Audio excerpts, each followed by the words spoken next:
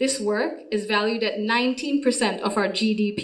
প্রধানমন্ত্রী তারেক রহমান ও তার মেয়ে জাইমা রহমানকে নিয়ে সামাজিক মাধ্যমে ছড়িয়ে পড়া একটি কুরুচিপূর্ণ ও বিতর্কিত পোস্ট ঘিরে ঢাকা বিশ্ববিদ্যালয় এলাকায় সৃষ্টি হয়েছে তীব্র উত্তেজনা, যা শেষ পর্যন্ত ছাত্র দল ও ছাত্র শিবিরের সরাসরি মুখোমুখি অবস্থানে রূপ নেয়। বৃহস্পতিবার সন্ধ্যায় শাহবাগ থানাকে কেন্দ্র করে পরিস্থিতি দ্রুত উত্তপ্ত হয়ে ওঠে। একটি ফেসবুক স্ক্রিনশটকে কেন্দ্র করে শুরু হওয়া বিরোধে উভয় পক্ষের নেতাকর্মীরা থানার সামনে জড়ো হন। পরে ছাত্রদল সভাপতি রাকিবুল ইসলাম রাকিব এবং ডাকসুর ভিপি ও ছাত্র শিবির নেতা সাদিক কায়েম ঘটনাস্থলে উপস্থিত হলে উত্তেজনা আরও বাড়ে।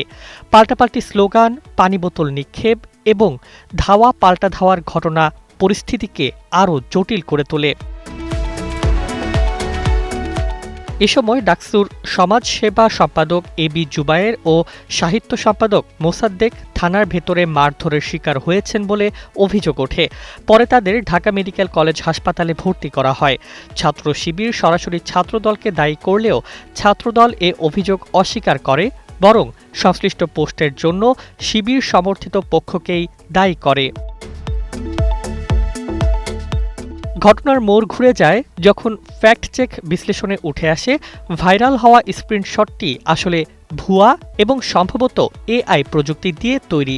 অভিযুক্ত হিসেবে আলোচনায় থাকা আব্দুল্লাহ আল মাহমুদ দাবি করেন এটি তার নামে ছড়ানো একটি সাজানো পোস্ট। এদিকে পুরো ঘটনাকে ঘিরে নতুন বিতর্কের জন্ম দেন বিশ্লেষক দিলশানা পারুল। তিনি তার ফেসবুক পোস্টে দাবি করেন একটি ফেক প্রোফাইল থেকে ছড়ানো ভুয়া ফটোকার্ডই এই সংঘর্ষের মূল কারণ। তার মতে কোনো একটি মহল পরিকল্পিতভাবে ছাত্র রাজনীতি বিতর্কিত করতে এমন ঘটনা ঘটাতে পারে, এমনকি ভবিষ্যতে ছাত্র রাজনীতি বন্ধের দাবিও জোরালো হতে পারে বলে ইঙ্গিত দেন তিনি। ঘটনার পরপরই ঢাকা বিশ্ববিদ্যালয় প্রশাসন দ্রুত পদক্ষেপ নেয়।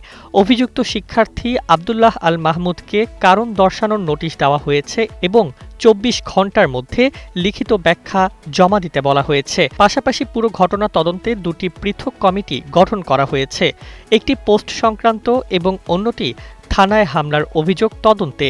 কমিটিগুলোকে স্বল্প সময়ের মধ্যে প্রতিবেদন দিতে বলা হয়েছে। বিশ্ববিদ্যালয় প্রশাসন সংশ্লিষ্ট সকল পক্ষকে সংযত থাকার আহ্বান জানিয়েছে এবং আইন নিজের হাতে তুলে না নেওয়ার কঠোর নির্দেশনা দিয়েছে।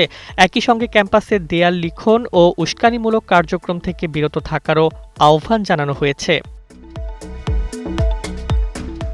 সামাজিক মাধ্যমে ছড়ানো একটি ভুয়া পোস্ট যে কত দ্রুত বাস্তব সংঘাতের রূপ নিতে পারে, ঢাবির এই ঘটনা তারই স্পষ্ট উদাহরণ।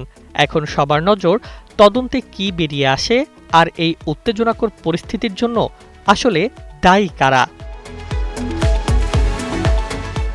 মাহির দাইয়ান, নিউজ ডেস্ক, ২১ টেলিভিশন।